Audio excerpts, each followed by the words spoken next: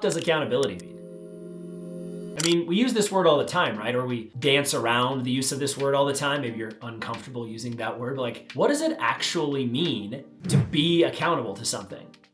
I'm confident you've never understood this definition because I work with so many people who've really never been taught this. And if you think back, who would have taught you it? The way you learn what accountability is kind of osmotically through your life, right? And being held accountable always has such a negative connotation to it, which is a pretty big problem considering how much we want other people to be accountable all the time. But what does it really mean to be accountable? And how do you get better at it? And then how do you actually hold someone else accountable? That's what we're gonna cover in this next multi-part series here. Let's jump in. Welcome to Leadership Unplugged, where we show you what real leadership sounds like. This word accountability was used quite liberally in my old company. I think it was my boss's favorite big word to use. But what it meant in that relationship was just get it done. Get it done the right way, get it done on time. That's what being accountable meant. And so that's what I thought it meant. As a leader, I had 16 people. I thought that's what I was supposed to do. And when people weren't accountable, my job was to do what exactly? To make them feel bad, to guilt, shame, negativity, to scold them like my boss did to me? I didn't know. I was trying all those things.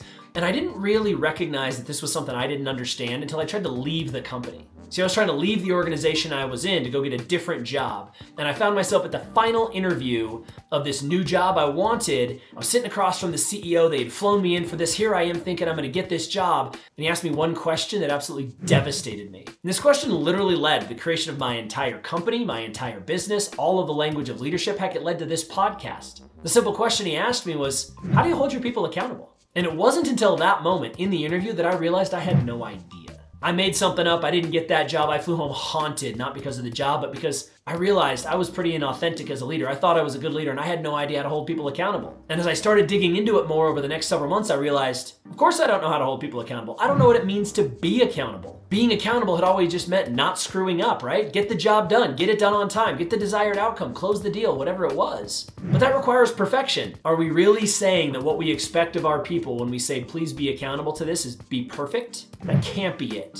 Because if that is it, we're setting ourselves up for a lot of headache and heartache in the future. We need a better definition if we're gonna unlock better performance from our people. So we need to expand our thinking here, because in this limited view of accountability, it's what causes a ton of the friction and frustration that we have as leaders. And it sets us up, you might see this in yourself or in leaders you know, it sets us up to be tyrants, micromanagers, chief problem solvers, check-in or reminder experts. It sets us up to be passive-aggressive broken records. It sets us up to be annoying as leaders, always riding other people. And it really sets us up to think that everybody else isn't very accountable and they're supposed to be more like us. It sets us up to recognize their lack of accountability and to overwhelm their lack of accountability with our own efforts. This is what leaders do when they cover for their people, or they reassign the work to somebody else. They recognize the lack of accountability in somebody else, so they compensate with their own effort or redistribution of resources, and then they don't trust that other person again, and this cycle continues where you don't believe in your people anyway, and you think you have to do more and more. This is how leaders end up being chief problem solvers. It's how you end up working way more hours than necessary, always doubting your people, never having any confidence in what you delegate.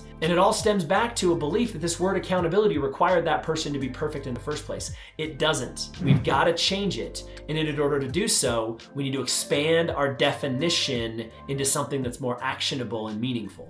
If you're excited for this definition of accountability, you might take a second to notice that subscribe button down below. This is going to be a 3-part series on holding people accountable, being more accountable, and here, what the definition of accountability is. You might recognize that you want all that information, and if you click that subscribe button, you'll get a new episode every week. So what does it actually mean to be accountable? Well, it starts with this simple definition: to do the thing you said you would do. That's part 1 of the definition of accountability. And when you can't, this is where real accountability starts to kick in.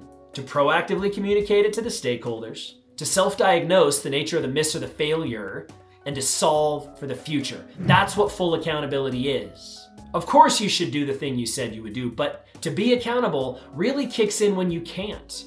True accountability happens in the moment of failure and how you handle it. Will you tell people ahead of time, the people that really need to know you're not gonna get it done or get it done all the way? Will you look in the mirror and take ownership over that instead of blaming externalities? Will you at least acknowledge the parts of failure that are your fault? Sure, externalities might have played into it, but how could you have better anticipated those or foreseen that that might happen and been prepared to handle it? And will you then take that self-reflection and will you try to figure out what do you do better next time? What system or process or technique will you improve? Who will you work with next time so that that failure doesn't happen? That's what full accountability is. And communicating all of that to the stakeholders when you can't do the thing is what full accountability is all about. And what I've learned in years of doing this at scale is only about 15% of people do this naturally. And I'm not saying those 15% are perfect by any stretch. I'm just saying that they do most of this most of the time. But 85% of people don't do this naturally. And I don't know if it's from nature or nurture, I don't care. I spend most of my time talking with leaders about what they can do about that. But great leaders, what great leaders do is they condition people to be more accountable by making this a process that is repeatable and safe psychologically inside of their organization.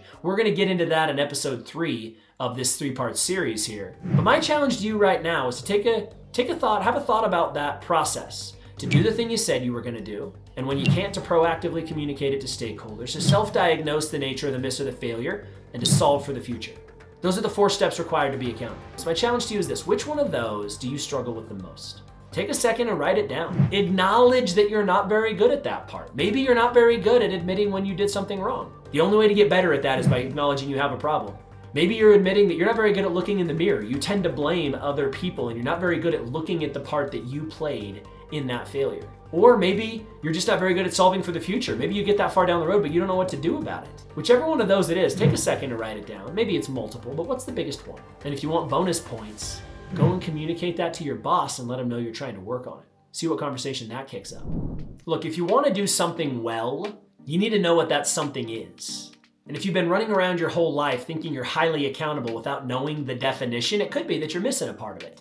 Conversely, you might have just heard those 4 steps and be like, oh, I do all of those things. Good for you. In the next videos in this series, we're going to talk about how to improve your accountability through all 4 steps and how you hold people accountable. But today, just knowing that's the definition of accountability. Do the thing you said you're going to do, where you said you were going to do. When you can't, proactively communicate it to stakeholders. Self-diagnose the nature of the miss or the failure. Solve for the future.